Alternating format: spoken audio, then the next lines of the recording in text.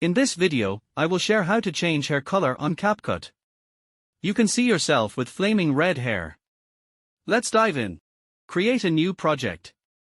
Import video material. This is a video of a beautiful woman sitting in a field with a hat.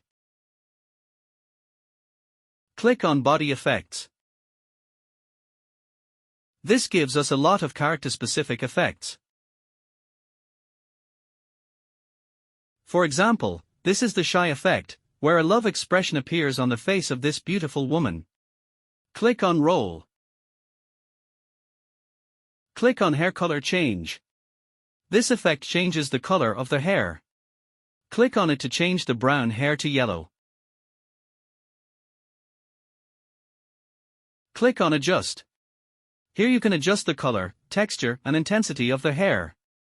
Let's change the color of the hair first. Color takes on different values to change the hair to different colors. Let's change the color of the hair to blue. Then we change the texture of the hair. A texture value of 0 means the hair has the least amount of texture.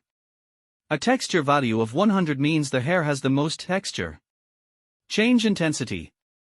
An intensity of 0 means that the color has not changed, it is the same as the original hair.